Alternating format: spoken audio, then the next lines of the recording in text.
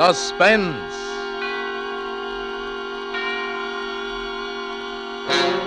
Autolite and its 96,000 dealers present Mr. Red Skelton in The Search for Isabell, a suspense play produced and edited by William Spear. Hey, Hap, did you hear about the super snook from Sandy Hook who found Snoo in his car? Snoo? What's Snoo? Nothing. What's new with you? Oh, Harlow, that's really pretty corny. It sure is, but it just shows how easily you can be fooled. Now, take automobile batteries, for instance. They look alike, but there's only one Autolite Stay Full battery. The difference? Autolite Stay Full batteries need water only 3 times a year in normal car use. In addition, Autolite Stay Full batteries have a fiberglass retaining mat at every positive plate for longer battery life. The fact is, in recent tests based on SAE life cycle standards, Autolite Stay Full batteries gave up to 70% longer average life than batteries without Stay Full features. So get an Autolite Stay Full battery. Remember, you're always right with Autolite.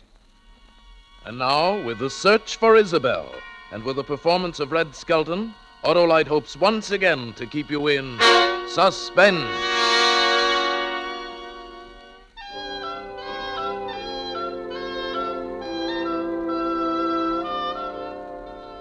You know, Isabell first came into my life when I received a card from the telephone company stating that my application for a phone had been approved, and they were going to install one in my apartment. Well, I left instructions with the apartment house management to let the serviceman in. When I got home from work that evening, there was the telephone, as big as life, sitting there on the night table. Well, I just looked at it for a minute, like I'd never seen the phone before. Gosh, it started to ring. I about jumped out of my skin. I just let it ring a couple of times. Just wanted to hear it. To me, it sounded like the bells of St. Mary. Hello? Is Isabell LaRue in, please? Oh, I'm sorry. You must have the wrong number. Is this Evergreen 31924?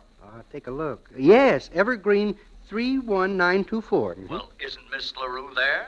No, this phone was just installed. This must be her old number. Oh, well, I'm sorry to have troubled you. Thank you. Oh, no trouble at all.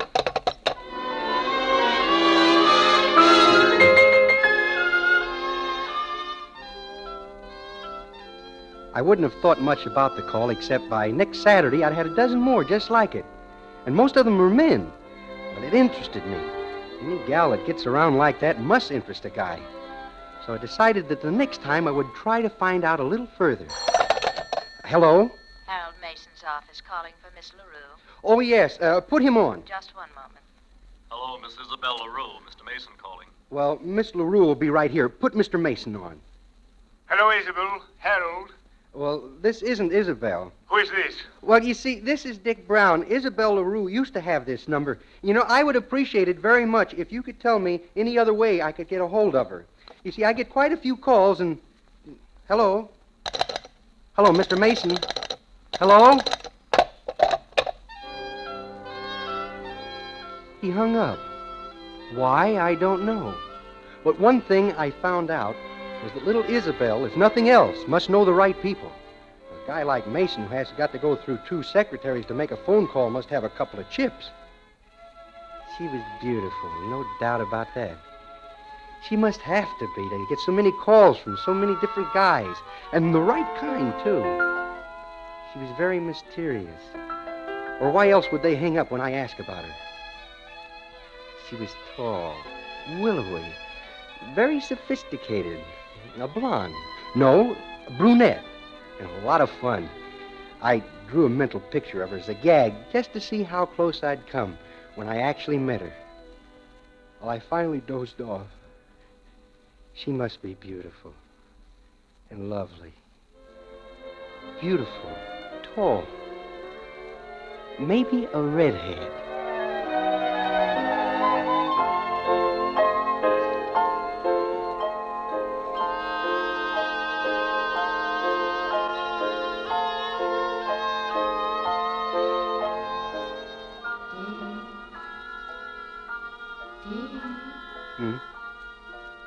Dick, can't you see me? Here I am. Where? Up here. Oh.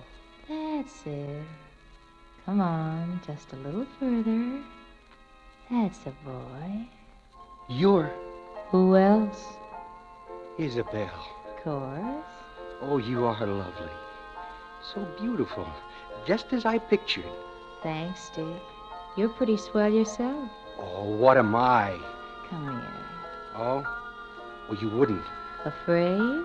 Of course not. It's just... What?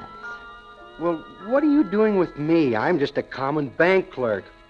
What about Mr. Mason? Harold, he bores me terribly. Oh? Look, every man is at my fingertips. Yeah, that's what I mean. If I wanted them, I'd be with them. Instead, I'm with you. You only want something you haven't got. Once you have it or know you can get it, you love with your heart, not your mind. Oh, I do love you. Put your arms around me. Oh. Kiss me. The alarm clock broke it up just when it was getting good. Well, the next day was Sunday. It may sound kind of silly, but I just couldn't get her or that dream off of my mind all day. Instead of ordering donuts for breakfast, I ordered 2 Isabells, plain. It got on my nerves. Well, the public library was open, so I wandered down, and I thumbed through the present and all the past issues of Who's Who, the phone books, film magazines, newspapers, and, well, there was nothing. Not a word about Isabell LaRue. Then that night, about 11 o'clock... Hello? Let me speak to Isabell, will you? Look, she doesn't live here. The phone... Don't was- hand me that, pal. This is John Worthington, and I have to speak to LaRue, understand? I'm sorry, I can't help you. Then just give Isabell this message, will you? Listen, I can't... Just tell Isabell I don't want to see her friend, I want to see her.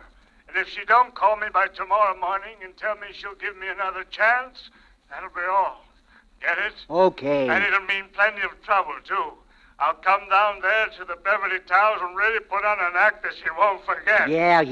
Got the name? John Worthington. Well... Yeah, I got it.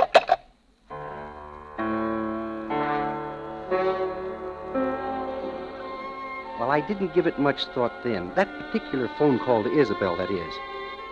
But the next morning at breakfast, something happened. I was drinking my coffee, and I caught the sight of the paper next to me. It was all over the front page. Playboy, gambler.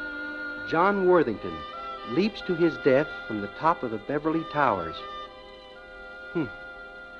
Now, the papers had it doped out that the reason for the suicide was that John Boy was a couple $100,000 in debt. But I, and only I, knew different. It was Isabell LaRue.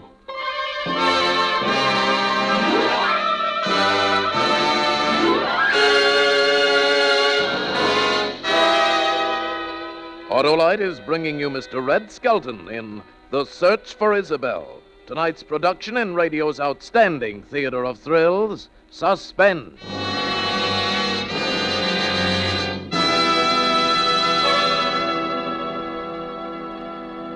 Hey, Harlow, what's this I hear about you being tossed out of the zoo for annoying the animals? I can't figure it out, Hap. Well, what were you up to when they hustled you off? I was standing at the camel enclosure, thinking about Autolite Stay Full batteries, of course. So I turned to the nearest dromedary and said, you know, you guys are overrated. Why, when it comes to carrying water, you're damp rags compared to Autolite Stay Full batteries. Did you know that Autolite Stay Full batteries need water only 3 times a year in normal car use?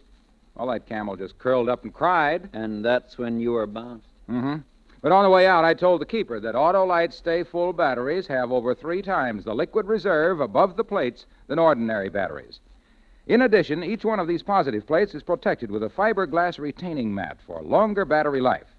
The fact is, in recent tests based on SAE life cycle standards, Autolite Stay Full batteries gave up to 70% longer average life than batteries without Stay Full features. So, friends, see your neighborhood Autolite battery dealer today and get an Autolite Stay Full battery for your car. Remember, you're always right with Autolite. And now, Autolite brings back to our Hollywood soundstage our star, Red Skelton, with Kathy Lewis in The Search for Isabell, a tale well calculated to keep you in suspense.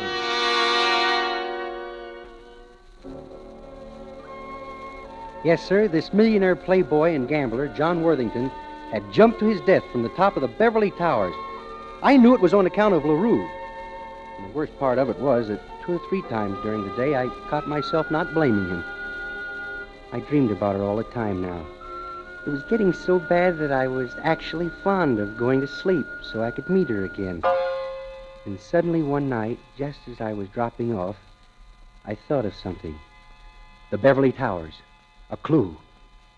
I would ask her.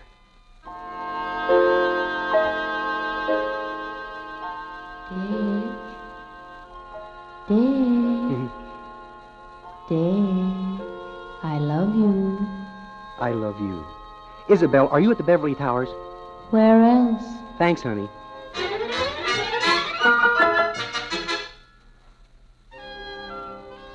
The Beverly Towers is about as swanky as you can get. Strictly for the white tie and ermine trade. But Isabell was different. I knew that. So different. I arrived at the Beverly Towers and I walked up to the elevator as big as life. Boy, I'd never seen a joint like this.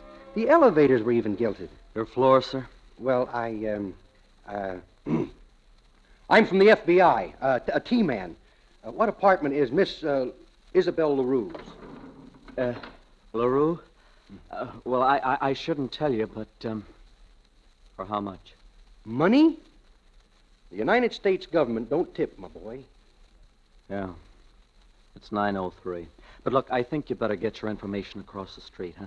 The Blue Bottle Bar and Grill. Talk to the bartender. Because if you don't, I'll be in trouble. Thanks, son. We won't forget you when we crack this case, because your government has plenty of influence in Washington. It was actually around the corner on 3rd Street, the Blue Bottle Bar and Grill. Well, I cased it. The joint. Through the window. It looked pretty rough. And, well, anyway, I realized it was midnight already, and they were starting to close up, and I was pretty tired, so I figured that tomorrow would tell the tale. A half hour later, I was back in my apartment. I got undressed, and I climbed into bed. I was tired. I was so tired. Hello. Hello, is Mr. Brown in, please? This is Brown speaking. This is the Mount Vernon Police Department. Police? Oh, now, don't worry. We noticed that you have the telephone number Evergreen 31924. Yes, I do. Well, we're trying to locate an Isabell LaRue. Isabell? And we thought you might be getting some calls for her. Oh, you did. Florbell McCoy, you said? No, Isabell LaRue. No, never heard of her. Well, we're sorry to have bothered you. But, look, if you do get any calls for her, try to get their names and let us know, will you? Sure will. All right, thank you. I put the receiver back on the hook. I must be going really nuts. Why did I do that for? So she's in trouble. What business is it of mine? Why didn't I tell him? Well, about after an hour, I finally went off to sleep again.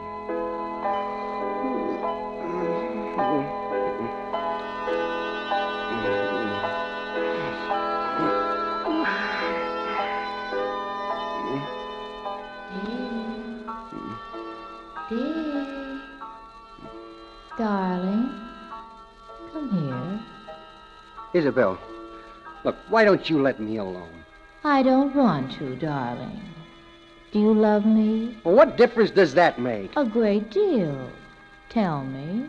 No. I love you. Well, you couldn't. But I do. All right, I'll tell you. I love you. I need you, darling. No, I need you. I'm in trouble. Yeah, but what kind? Terrible trouble. Come help me. I will. Promise? I promise. Then come quick. Help me. Help me, Dick. Oh, Isabella, wait a minute. Wait a minute, Isabel. I forgot to ask you. What apartment are you in? 903? Where else? Where else?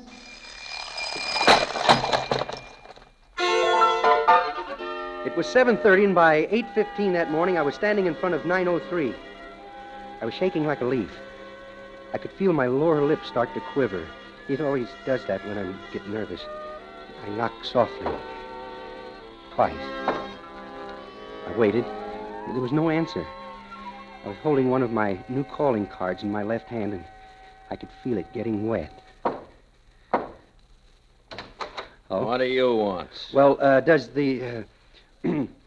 I'm Mr. Brown calling for Miss LaRue. Never heard of her. Well, she lives here. I live here, smart boy, now go away. You live here? Who else? Now beat it, smart boy. Well, now look, I know she's in... Hey! Next time, don't pound the door off. He was a big guy in a brown pinstripe suit. I got a look at the room inside. There was another tough guy in there. He'd been holding a revolver. Well, I tried to find that elevator boy to check whether I heard him right when he said room 903 was Isabell's. But he wasn't around. So I did what else he said. I went around to the Blue Bottle Bar and Grill. Yeah, what'll it be? What do you got? Oh, about a little 8-year-old scotch. Good. Uh-huh. Chaser? Yeah, a root beer. Huh. Well, you're serious about this drinking stuff. What's the matter, your girl leave you? Well, it's worse than that. You see, I can't find her. Hey, you don't know Isabell LaRue. Isabell? Hey, just who are you, huh? Here's my card. Light's kind of bad in here. Richard Brown, Municipal Bank and Trust Corporation. Uh-huh. Are you a good friend of Isabell's? We had only just discussed getting married, that's all. Oh, I see. Well? Well, I don't know where she is myself, but I think this gentleman does, Mr. Brown. Oh? Hello. Hi. Mr. Brown here is looking for Isabell LaRue. Says he and she was going to get married. Mm-hmm. So I told him you might be able to help him, Roy. Oh, sure. I know where she is right now. Oh? Where? What are you drinking, pal? Oh, 8-year-old pre-war. Ah, you don't want to drink that. Hey, Max, that 13-and-a-half-year-old special, huh? Right. That's it. You know, I was about to recommend it. And, here you are. Not for me, Max. I'm a brandy drinker myself, Mr. Brown. Well, you must be the fella Isabell's been talking about. Come on, drink up. Well, I'm probably not the guy she's been talking about, but she's in trouble, and I want to help her. Oh, of course you do. Where is she? Well, the address is a little involved. Look, why don't we step in here, huh? Finish our drinks here. Oh, sure thing. Hey. You, have a car? Oh, of course. Where? Well, it's right out there. It's that gray convertible. Oh, well, fine then. You won't have any trouble. Hey, Thanks. come on, drink up. Thanks.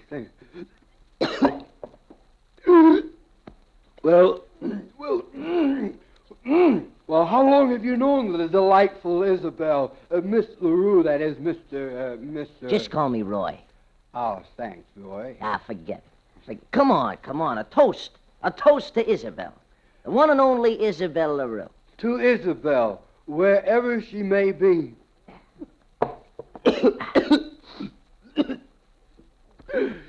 Well, how long have you known the delightful Isabell? Miss LaRue, that is. Oh, but... Oh, Isabell! Oh, Isabell.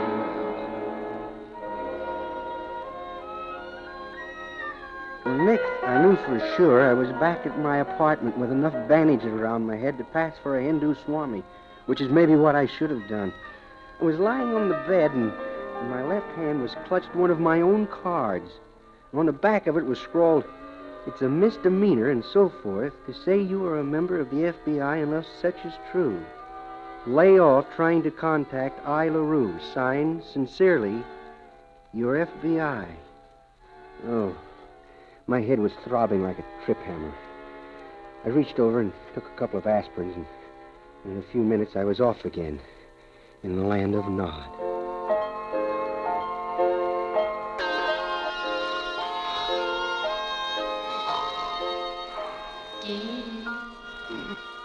Dear, I'm here. Isabell. Dick. Here, look. Please, don't come near me. Why didn't you help me? I tried, honest. Don't you love me? Oh, Don't you? you know I do. Tell me again. I love you. I love you, Dick. I can't go on like this. We can't. I'm with you now. I'll always be with you. But you'll leave again. Never again. No? Come close to me. There. Oh, Isabell. You smell of liquor. Oh, well, I just haven't. My big, foolish, brave boy. They give you a Mickey. They did? What else? Oh, I love you. Promise you'll always be mine. Forever. Dick, What, dear? where are you going to go when you get up and have a nice, hot dinner? Blue Bottle Bar and Grill? Where else?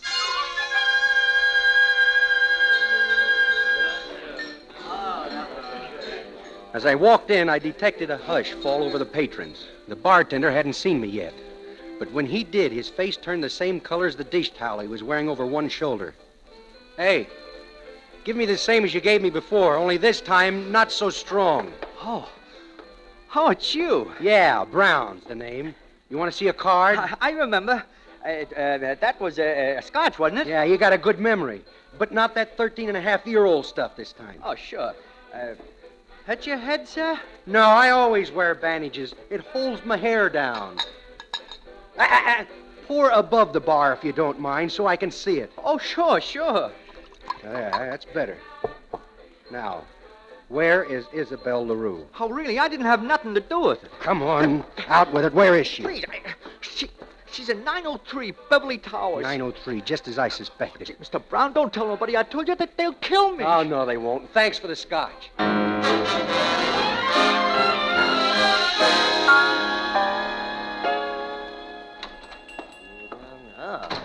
Yes, sir. What can I do for you? Well, what kind of a gun can I get for $17.50? Say, a gun, 17. Oh, yes, I have a practically brand new shotgun, 12 gauges. No, I was looking for a pistol. Pistol. Yes. Here. Here's a honey, a 38 revolver. Oh, don't look so good to me. Well, what can you expect for $17.50? It shoots, and I was told very accurately. It's a deal. Fine.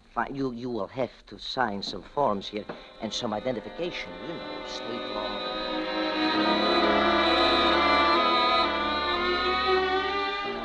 And then, there I was, standing in front of room 903 in the Beverly Towers. If Isabell was in there, I was going to get her out. And this time I knew she was in there. I reached in my pocket, and I pulled out the gun. I pulled the hammer back. I held it close to my body, so if anyone might be walking down the hall, they wouldn't see it. I started to pound on the door again. Well, if it isn't Smart Boy, I thought I told you not to pound. Let me in. Smart Boy's got a gun. You might get hurt. Let me in! What else? My hospitality's boundless. Come in and have a cocktail. Yeah. 13-half-year-old Scotch cocktail, I suppose. Oh, where's Isabell? Oh, come now. Where is she? I know she's here. Put the rod away before you get hurt, Smart Boy. Hey, this morning Oh, hello, Roy. Come on in. And close that door behind you. Now, you two put your hands up. What is this? Now, both of you get over back against that wall. Look, Brown, I don't know what you're trying to prove. If you're as smart as you think you are, you'll get out of here fast. Isabell, come out. It's okay. Stand back where you are. See there. You got hurt once, Nosy. Keep quiet. Isabell! What are you waving the gun around for? Now stand back. You nervous? You let Isabell go. Hey, you're shaking so bad you couldn't hit the wallpaper. Now, you stay away from that mantle. I just want to pick up this automatic, that's all. Now, stay away! You're too nervous. You're out of your league, smart boy. Put that gun down. Drop the rod. Drop it. Don't! That's it. Drop the gun.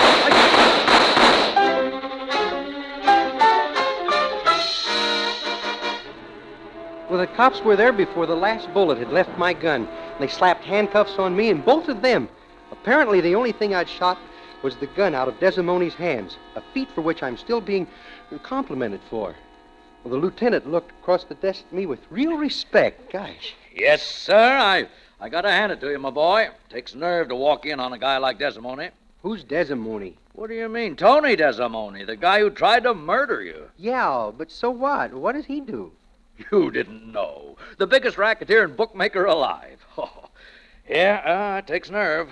Does? We were waiting to catch him on something big, and you fixed it for us. Now we got him on attempted murder. Hey, how much do he owe you? Nothing. Oh, you're lucky. He owed about $200,000 in bets he'd taken off the other suckers. Guys like that poor Worthington guy and what's his name, Mason. Oh, yeah. Yeah. Yeah, looks like Isabell LaRue is finally out of business. Oh, don't say that. Oh, why not? Please. Who's Isabell LaRue? You don't know? No, tell me.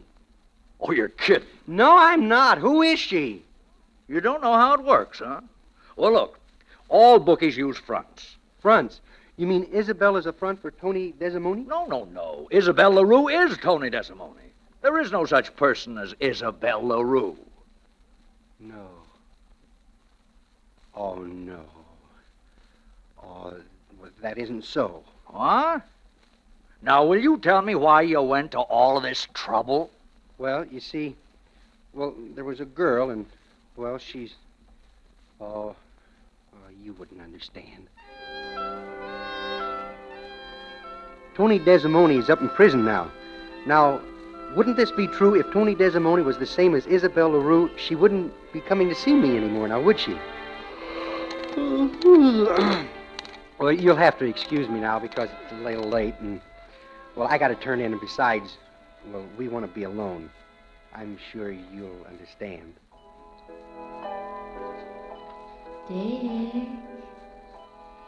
Dick. Oh, dear Isabell. Oh, a new dress. Like it? Well, it's a little... Well, I love it, you understand, but isn't it a little daring? No. Gosh, I wouldn't want to see you wear it around anyone else. I won't, darling. I love you. And I love you. You're so handsome, strong, and brave, wonderful. What else?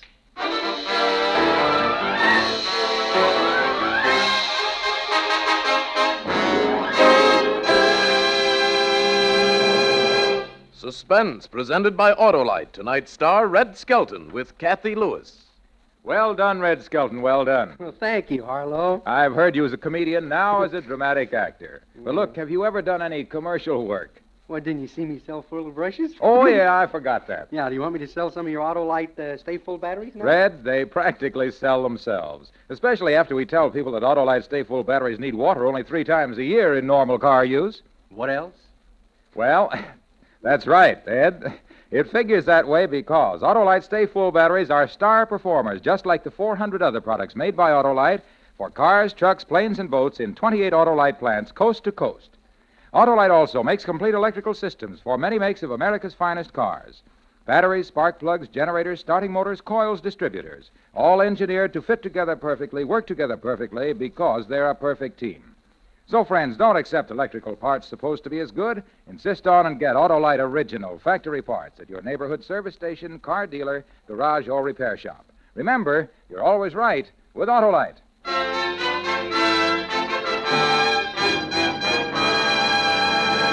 Next Thursday for Suspense, Van Heflin will be our star. The play is called Murder of Aunt Delia. And it is, as we say, a tale well calculated to keep you in suspense. Tonight's Suspense play was produced and edited by William Spear and directed by Norman MacDonald. Music for Suspense is composed by Renee Garrigank and Lucien Morawek and conducted by Lud Gluskin. The Search for Isabell is an original play by Richard Vaudra. Red Skelton appeared by arrangement with Metro-Goldwyn-Mayer, producers of Battleground, starring Van Johnson, John Hodiak, Ricardo Montalban, and George Murphy. Red Skelton may be heard on his own Tide show for Procter & Gamble over CBS every Sunday night. You can buy Autolite Stay Full batteries, Autolite resistor spark plugs, Autolite electrical parts at your neighborhood Autolite dealers. Switch to Autolite. Good night. This is CBS, the Columbia Broadcasting System.